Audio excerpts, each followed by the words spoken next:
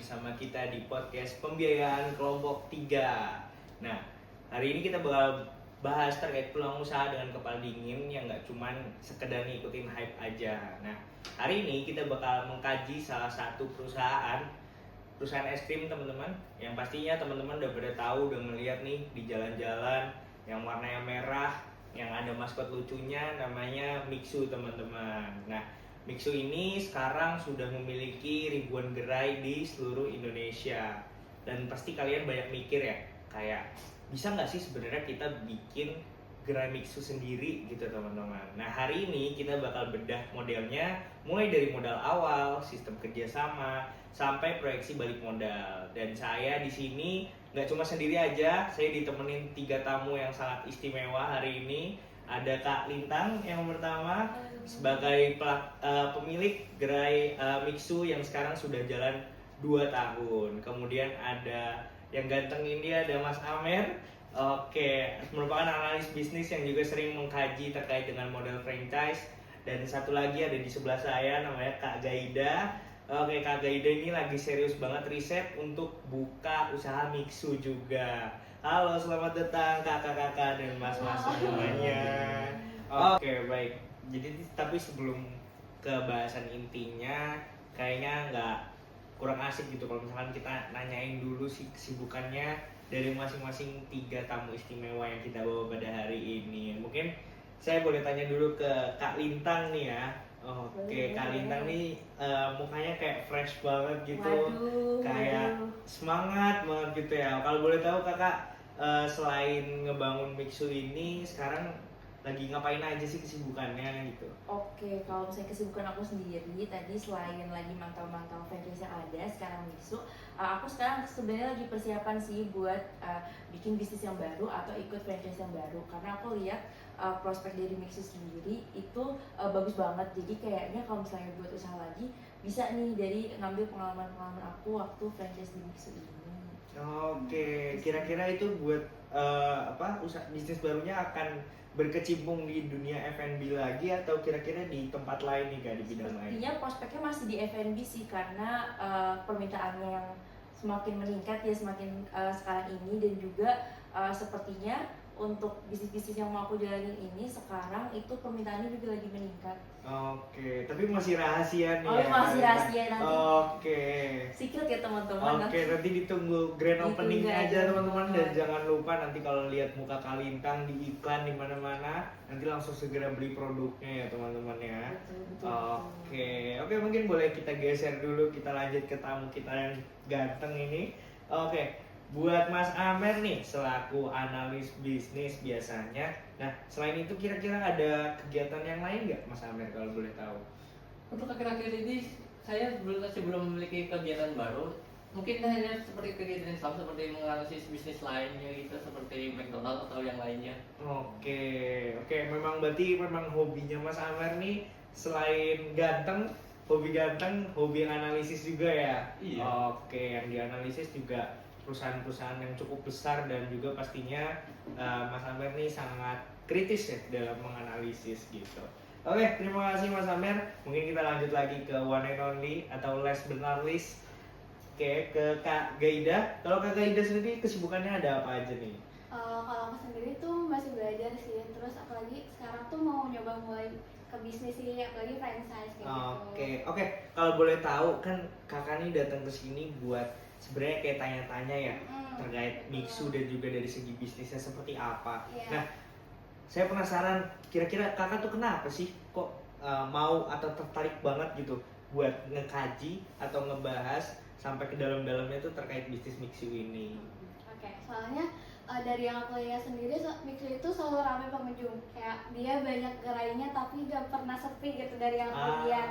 Bahkan iya. dari satu kota aja tuh pasti banyak itu gerai Mixunya dan gak pernah sepi. Makanya kayak, ih ini kenapa ya kok rame terus, kayak anak muda tuh ke Mixu terus, kayak apa-apa mainnya pasti ke Mixu terus. Makanya di situ aku penasaran, dan aku pun jadinya tertarik, kayaknya kalau mau buka franchise Mixu ini kayaknya bakal untung banget gak sih? Oke, bener banget. Sampai bahkan kayak kalau nggak salah tuh dulu ada bercandaan kalau misalkan Mixu itu pemburu ruko kosong Iya, gitu. betul. Jadi kalau misalkan ada ruko kosong dikit, pasti orang-orang udah tahu nih, bentar lagi jadi Mixu gitu. Oke. Gimana ada rupa di situ ada mixer. Nah itu dia, benar banget Kak Gaida. Oke, jadi memang visioner sekali ya Kak Gaida ini, bagus. Oke, tanpa berlama-lama lagi langsung kita bahas ya ke topik intinya. Oke, baik, sebelum kita masuk buat bahas soal biaya nih, oke, kita mungkin bakal kasih konteks dulu buat para teman-teman yang sedang mendengarkan yang sekiranya belum terlalu familiar nih sama Mixu dari segi bisnisnya.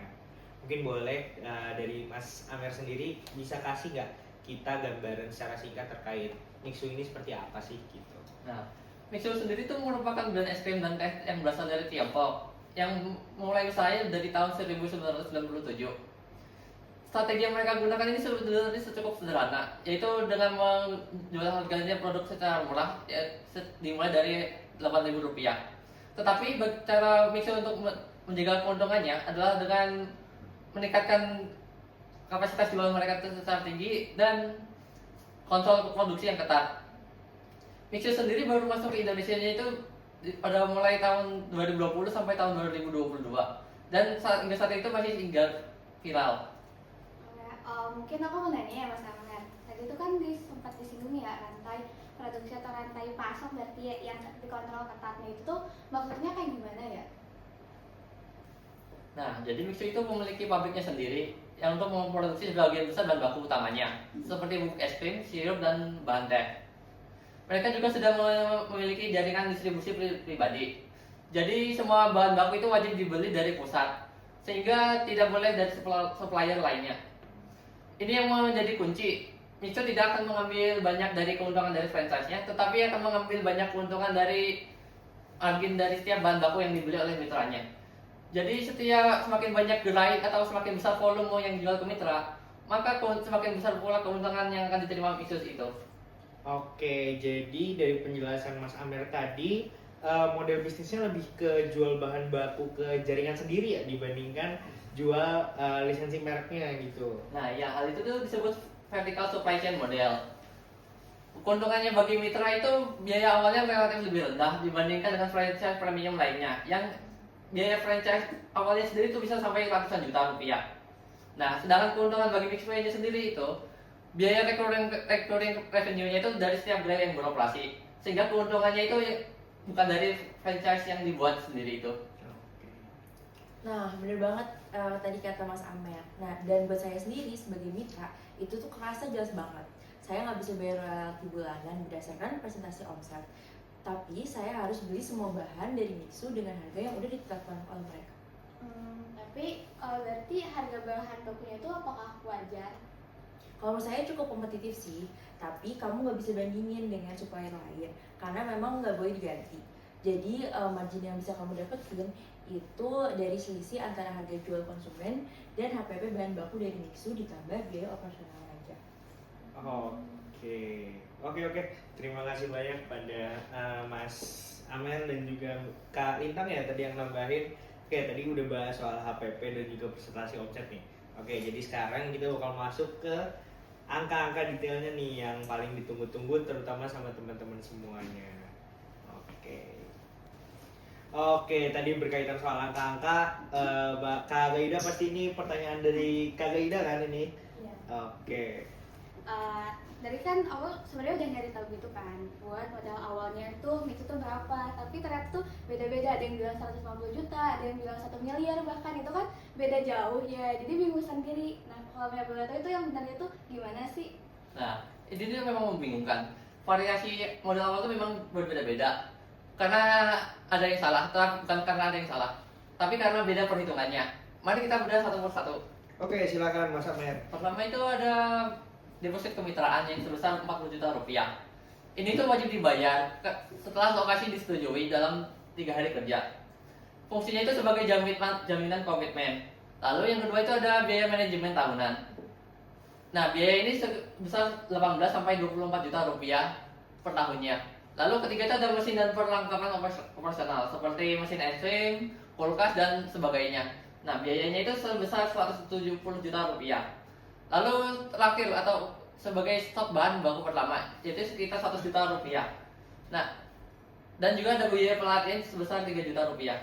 Berarti kalau nggak di total itu kan sekitar 335 juta ya. Berarti itu belum termasuk renovasi.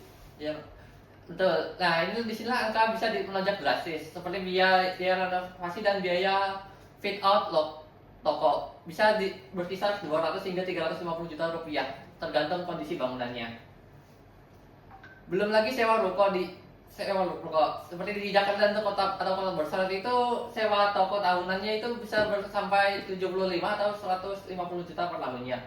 Jadi kalau semua dihitung termasuk renovasi dan sewa tahun pertama, total investasi awal yang realistis ada di kisaran 700 juta hingga 900 juta rupiah.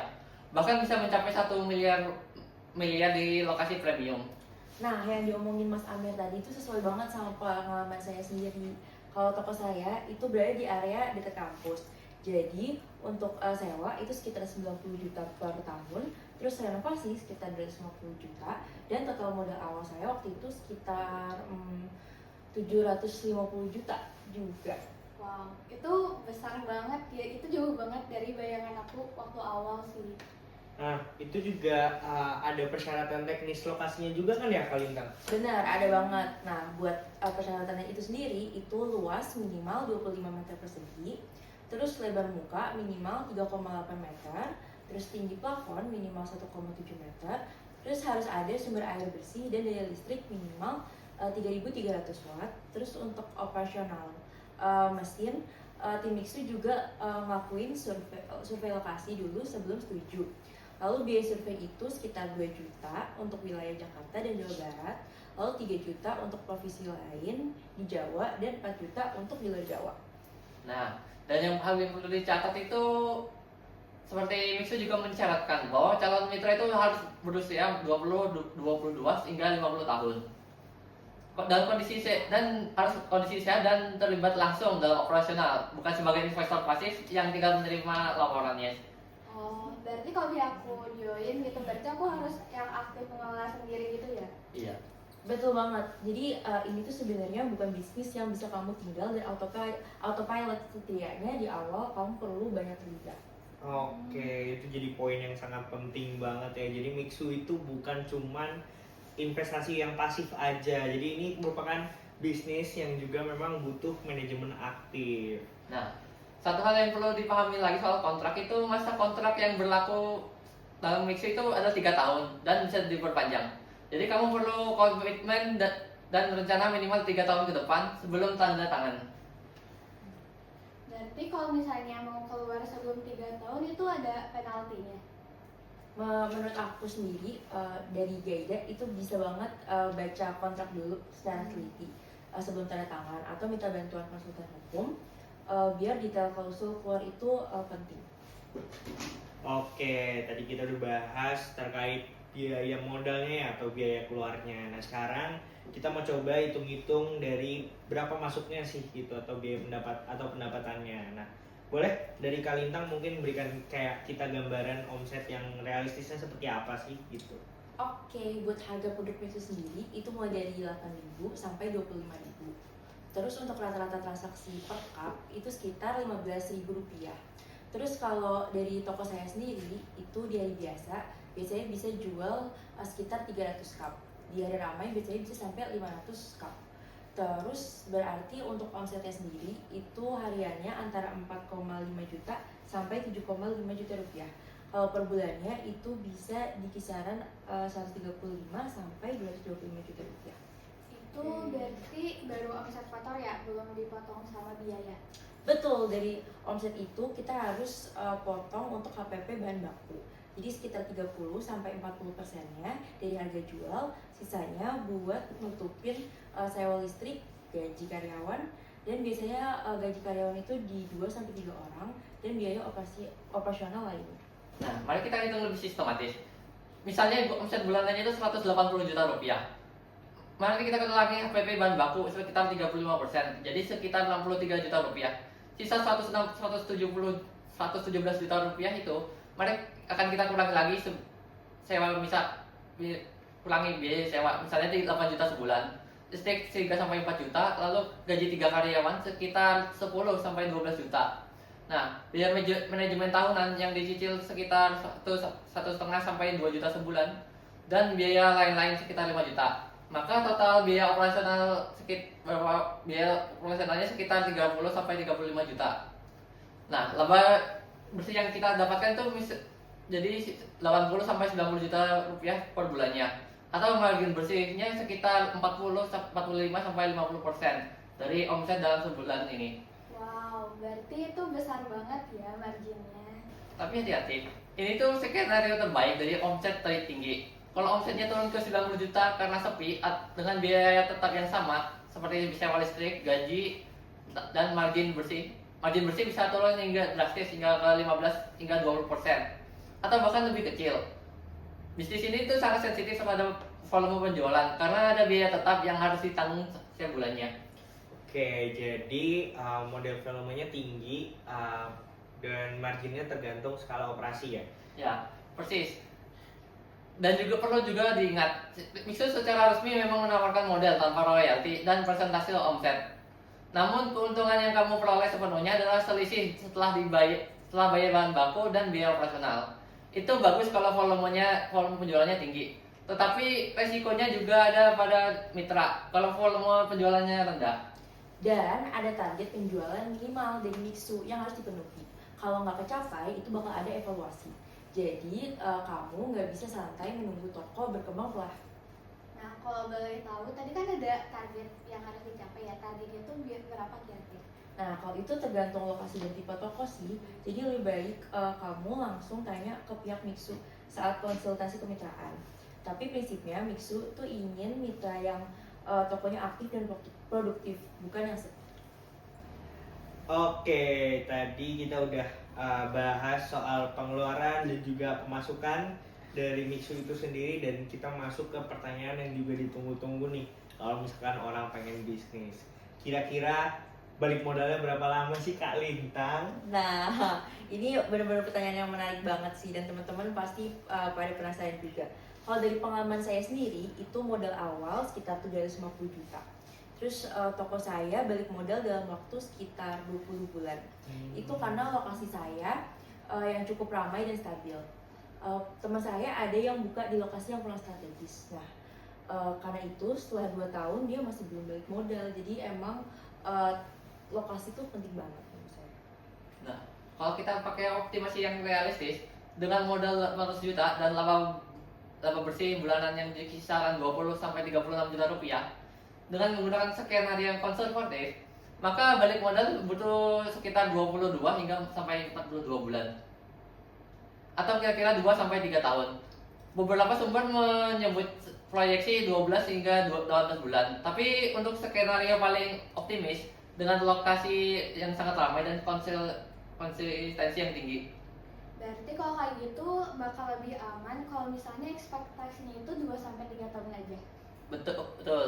Dalam analisis bisnis, kita selalu hitung pakai skenario moderat dan pesimis, bukan hanya optimis. Karena jika skenario pesimis pun masih masuk akal secara keuangan dan baru bisa dipertimbangkan secara serius. Oke, jadi lokasi juga jadi faktor terbesar yang menentukan semuanya ya? Betul banget, aku setuju, dan menurut aku itu bukan berlebihan. Karena saya sendiri lihat perbedaan besar antara toko di lokasi yang ramai dan juga yang agak kurang strategis. Bedanya itu bisa sekitar 2 sampai 3 kali lipat omsetnya. Jadi sebelum bayar deposit, lebih baik survei lokasi sampai benar-benar yakin. Dan satu hal yang perlu diwaspadai, Mixu itu tidak membatasi jumlah gerai di dalam satu area. Jadi bisa jadi dalam radius 500 meter dari toko Anda itu ada gerai Mixu lain. Ini resiko kanibalisme yang sangat nyata dan sudah banyak dialami banyak mitra. Wah, itu serius banget kan ya. Jadi kalau misalnya buka toko menurut Surabaya terus tiba-tiba ada kompetitor Mixu lain di sebelahnya, itu gimana ya? Nah, itu udah sering terjadi di beberapa kota besar. Jadi menurut aku, pastikan area kamu punya populasi yang cukup untuk menopang lebih dari 1 gerai, atau pilih area yang betul-betul belum ada Mixunya. Oke, baik. Tadi kita udah bahas berbagai macam hal, mulai dari pengeluaran, pemasukan, hingga pertanyaan yang khusus terkait balik modal apa enggaknya untuk perusahaan bidang usaha Mixu ini, dan kita masuk ke segmen terakhir nih. Jadi saya mau minta tolong ke masing-masing point of view dari Kak Lintang sebagai yang punya gerai Mixu, kemudian juga ada analis dari Mas Amer, dan juga ada Kak Gaida sebagai orang yang belajar atau ingin masuk ke dalam franchise Mixu ini. Boleh mungkin dari Kak Lintang terlebih dahulu. Oke, baik, karena ini mungkin tips dari teman-teman, jadi saya izin untuk melihatnya ke teman-teman ya. Oke, izin. Oke, izin. Oke, kalau dari saya sendiri, satu tips yang paling penting itu adalah hitung cash flow kamu dengan jujur, karena bukan hanya modal awal, tapi uang cadangan operasional untuk 6 bulan ke depan. Seandainya toko belum stabil, karena bulan-bulan pertama itu biasanya belum ramai dan kamu tetap harus bayar sewa dan gaji karyawan. Jadi itu pesan dari aku, tolong hitung cash flow bulanan dengan jujur. Oke, mungkin boleh dilanjut ke Mas Amer selaku analis. Nah, tips dari saya selalu coba minta breakdown dia resmi langsung dari pihak Mixu sendiri, bukan dari artikel internet. Angka yang beredar di media bisa berbeda-beda, tergantung kapan artikelnya ditulis dan komponen apa yang dihitung.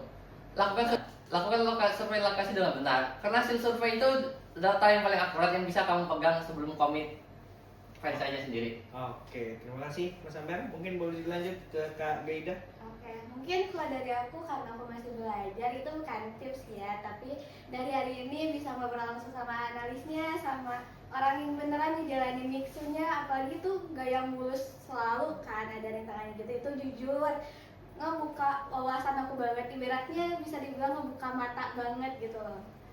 Oke, mungkin itu dari bintang tamu kita. Walaupun saya host juga, mungkin boleh kali ya saya juga ngasih tips buat teman-teman semuanya yang sudah mendengarkan podcast hari ini.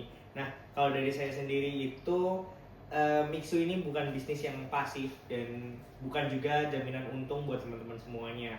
Jadi ini tuh bisnis volume yang artinya kalau misalkan rame itu sangat menguntungin, tapi juga kalau sepi bisa juga berat buat teman-teman semuanya. Nah, keputusan terbesarnya itu bukan di mau buka Mixu atau tidak, tapi di lokasi mana dan juga kesiapan modal berapa yang akan disiapkan. Dan kalau dua hal itu udah dijawab dengan data yang kuat, baru keputusan teman-teman itu bisa mengikuti.